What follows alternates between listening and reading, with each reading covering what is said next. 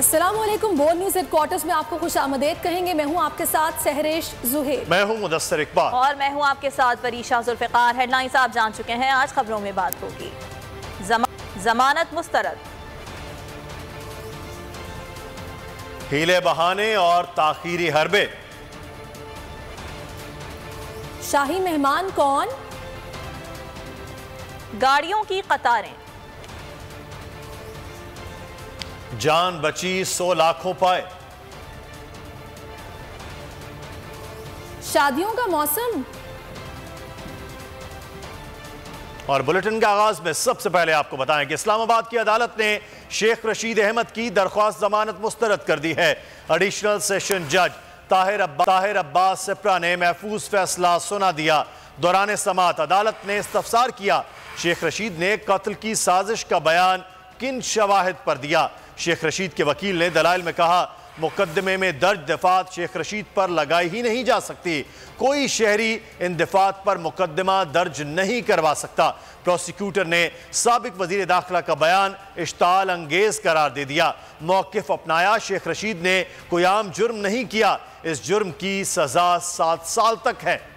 इस्लामाबाद की अदालत ने शेख रशीद अहमद की दरख्वास्त जमानत को मुस्तरद कर दिया है। अहम खबर से आगाह करेंगे। कौमी असम्बली इजलास का कोरम पूरा ना निकला। कौमी असम्बली इजलास गैर मुय्यना मुद्दत तक मुलतवी कर दिया गया है। कौमी असम्बली इजलास के हवाले से आपको आगाह कर रहे हैं, जिसका कोरम पूरा ना होने की निशानदही पर इजलास को गैर मुय्यना मुद्दत तक मुलतवी कर दिया गया है। कौमी असम्बली का इजलास तलब किया गया था, ताहम अब यह बात सामने आ रही है कि कोरम पूरा नहीं था और इसी वजह से इसी कौमी असम्बली का इजलास गैर मुय्यना मुद्दत तक के लिए मुलतवी कर दिया गया है। 43 अरकान असम्बली जिनके हवाले से कल अदालत का फैसला सामने आया था, वो भी आज इजलास में शिरकत के लिए पहुंचे थे। अली शेर डिप्टी ब्यूरो चीफ हमारे साथ मौजूद है, तफसीलात उनसे जानेंगे। जी अली, बताइएगा। जी बिल्कुल, आज कौमी असम्बली का इजलास हुआ और इस इजलास ने कल इसने गैर मुय्यना मुद्दत तक मुलतवी होना था, लेकिन इसको एक रोज कबल ही गैर मुय्यना मुद्दत तक मुलतवी कर दिया गया है। वजह उसकी यह है कि पाकिस्तान तहरीक इंसाफ के जो 43 MNAs ने आज कौमी असम्बली में आने का ऐलान किया था और वो लाहौर हाई कोर्ट का फैसला मिलते ही आने वाले थे। कुछ अरकान पार्लियामेंट हाउस में पहुंच चुके थे, कुछ पार्लियामेंट लॉजेस में इकट्ठे थे, लेकिन इजलास जो आमतौर पर बहुत ताखीर का शिकार होता है, उसमें अचानक डिप्टी स्पीकर जो है वो पहुंचे इजलास में और आते ही उन्होंने तलावत नात और ताना के बाद उनकी बॉडी लैंग्वेज ये बता रही थी कि जैसे उन्हें कोई बहुत जल्दी हो और उन्होंने दिया गया है। इस बारे में अली शेर आपने आगाह किया, बहुत शुक्रिया। इस वक्त आपको बराह रास्त लाहौर चलते हैं, जहां पर PTI के सेक्रेटरी जनरल असद उमर गुफ्तगू कर रहे हैं मीडिया से। तो सदर पाकिस्तान के पास ये इख्तियार है, इलेक्शन एक्ट 2017 के तहत वो खत लिख के इस पे पहले वाजे कर चुके हैं। तो मेरे ख्याल में तमाम ये लोग जो भाग रहे हैं, इलेक्शन से भागने की कोशिश कर रहे हैं, सियासी मौत इनको नजर आ रही है। इमरान खान का ये सियासी मुकाबला कर नहीं सकते, इसीलिए ये भागने की कोशिश कर रहे हैं, दहशत फैलाने की कोशिश कर रहे हैं, ताकत और जबर से दबाने की कोशिश कर रहे हैं, लोगों को बात करने के ऊपर उनके खिलाफ दहशतगर्दी और गद्दारी के पर्चे काट रहे हैं। ये जितनी मर्जी कोशिश कर लें, आपका वक्त खत्म हो चुका है। आईन पाकिस्तान इंशाअल्लाह ताला प्रिवेल करेगा। आखिरी हर्फ जो है वो आईन पाकिस्तान का होगा। अदालतें आईन पाकिस्तान के साथ खड़ी होंगी। पाकिस्तान के अवाम तहरीक इंसाफ आईन के साथ खड़े हैं और इसलिए अब भागना छोड़ दें, इलेक्शन की तैयारी करें। इलेक्शन में फेंटा आपको फिर भी पड़ना है, सियासी तौर पे आपने गर्क होना है, लेकिन जो कुछ बचा सकते हैं उसके ऊपर अपनी जिम्मेदारी से उसके ऊपर अपना टाइम लगाएं। और एक दफा फिर आखिर में मैं कहूंगा, तहरीक इंसाफ के तमाम वर्कर, तमाम जो उम्मीदवार हैं, हलकों के अंदर उतरे, इलेक्शन कैंपेन शुरू करें। इलेक्शन आ रहा है इंशाअल्लाह ताला। फवाद। बिस्मिल्लाहिर्रहमानिर्रहीम। सबसे सेंटर ही है, कोई ऐसी बात नहीं। पहली बात तो मैं ये कहना चाहता हूँ कि ये जो PDM है, PDM, ये पहले अवाम से भाग रही है, अब इलेक्शनों से भाग रही है और अब आज अदालत से भी भाग रही है। कभी एक वकील आता है, कहता है जी मेरी तैयारी नहीं है, फिर दूसरा आता है, कहता है मेरी तैयारी नहीं है, फिर तीसरा कहता है जी मैं कहीं और मसरूफ हूँ। पाकिस्तान में इस वक्त पंजाब के जो 12 करोड़ से ज्यादा अवाम हैं, उनके राइट्स, उनके हकूक इस वक्त सलब हुए हैं। पाकिस्तान के आइन की बुनियाद करारदाद मकासद के ऊपर है और करारदाद मकासद ये कहती है कि पाकिस्तान में जो इक़्तिदार आला है वो अल्लाह ताला की ज़ात को है, जिसको पाकिस्तान के आवाम के नुमाइंदे chosen representatives of people of Pakistan exercise करेंगे।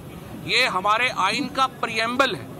और आज पंजाब में और खैबर पख्तूनख्वा में, और चूंकि आज पंजाब का केस है, पंजाब में चोजन रिप्रेजेंटेटिव क्या, यहाँ पे वो लोग केयर टेकर गवर्नमेंट में लगे हुए हैं जिनको उनके मोहल्ले वाले भी नहीं जानते। उन्हें शायद घर वाले भी दूसरी दफा सालन मांगे तो प्लेट उठा के मारते हैं कि तुम लोग किधर आ गए हो। ये पाकिस्तान के आइन के खिलाफ है। पाकिस्तान के अवाम को चोजन रिप्रेजेंटेटिव का हक हासिल है और उनके जरिए उन्होंने हुकूमत करनी है। तमाम तर आर्गूमेंट्स जो आज दिए गए हैं, जिसका जवाब जो असद उमर साहब ने अभी आपके सामने रखे हैं, बड़ा वाज़ेह है। असम्बली टूटेगी, 90 दिनों के अंदर इलेक्शन होने हैं, और अगर इलेक्शन नहीं होते आप आइन की एब्रोगेशन कर रहे हैं, आइन तोड़ रहे हैं, और आर्टिकल 6 में उसकी सजा जो है वो मौजूद है।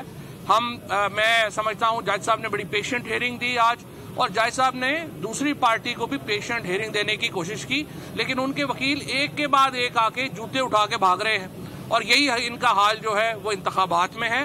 देखिए, इस तरह से जो इलेक्शन कमीशन है, अब वो मुंशी कहने के ऊपर माइंड करते हैं तो मैं असिस्टेंट कह लूँ तो बुरा तो नहीं मानेंगे, क्योंकि ये जिस तरीके से इस वक्त वो एक्ट कर रहे हैं। आज अखबारों की हेडलाइन अजीबोगरीब है कि जी GHQ ने कह दिया है हम फौज वो नहीं देंगे, रेंजर्स नहीं देंगे, फाइनेंस कह रही है हम पैसे नहीं देंगे। आइन का आर्टिकल 220 वाज़ेह है, इलेक्शन कमीशन के अहकामात पे अमल दरामद होना है। किसी इदारे के पास ऑप्शन ही नहीं है कि वो इनकार करे कि हम इलेक्शन कमीशन को ये नहीं देंगे या वो नहीं देंगे। अगर आप इलेक्शन कमीशन के तहत उनको सहूलियात नहीं देते, आप आर्टिकल 220 की खिलाफ वर्जी कर रहे होंगे, आप आइन को एब्रोगेट कर रहे होंगे। सो वजारत दिफा हो या वजारत दाखिला हो या पाकिस्तान के किसी और एग्जीक्यूटिव अथॉरिटी हो, उसके पास कोई इख्तियार नहीं है कि वो इलेक्शन कमीशन के इलेक्शन कराने के अमल के ऊपर रखना डाले।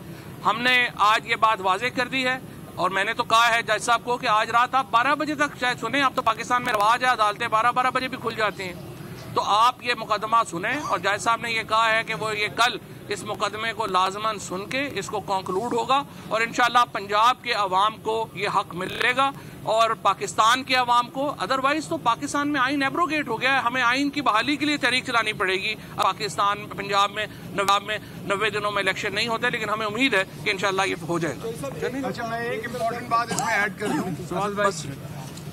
सेक्रेटरी जनरल ने अदालत के अंदर भी एक बड़ी इम्पोर्टेंट बात की, वो ये कि कल संडे को रात 10 बजे आइन की डेडलाइन खत्म हो जाएगी।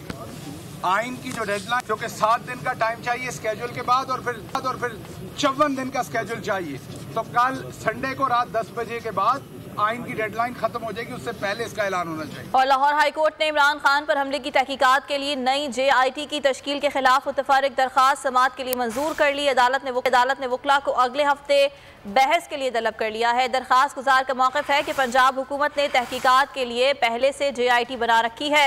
वफाकी हुकूमत को एक JIT की मौजूदगी में दूसरी JIT बनाने का कानूनी इख्तियार नहीं। अवाम का सामना करने से बचने के लिए 100 बहाने तराशे जाने लगे। वजारत खजाना ने फंड्स ना होने की कहानी सुना दी। चीफ सेक्रेटरी पंजाब को गंदम, पोलियो और मरदमशुमारी के काम याद आ गए। वजारत दिफा ने इलेक्शन के लिए फोर्सेस की नफरी फराहमी से हाथ खड़े कर दिए। अवाम अपना जमहूरी आइनी हक छीनने की हुकूमती कोशिशों पर हैरान और परेशान। गैर जमहूरी हुकूमत के गैर आइनी हथकंडे, अवाम के हक पर शब खून मारने के तमाम दाव पेच आजमाए जाने लगे। वजारत खजाना ने शहबाज सरकार की ख्वाहिश पर अफसोसनाक खेल शुरू कर दिया। इलेक्शन कमीशन को इजाफी फंड्स देने से मुआजरत कर दी। जवाब में कहा कि मुल्क की मुआशी हालत ठीक नहीं है, पैसे कहाँ से लाएं। चीफ सेक्रेटरी पंजाब जाहिद अख्तर भी दूर की कोड़ियां निकाल लाए। कहा मरदमशुमारी, गंदम की खरीदारी, इंसदाद पोलियो मुहिम और माह रमजान सर पर है। इलेक्शन कमीशन से इजलास में कहा पंजाब असम्बली के इंतखाबात कौमी असम्बली के साथ कराए जाएं।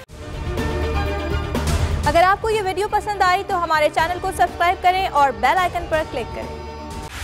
बोल उड़ाएगा सबका होश, भूल जाएंगे सब अपना जोश। बहुत जल्द आ रहा है PSL स्पेशल ट्रांसमिशन, सिर्फ बोल न्यूज पर।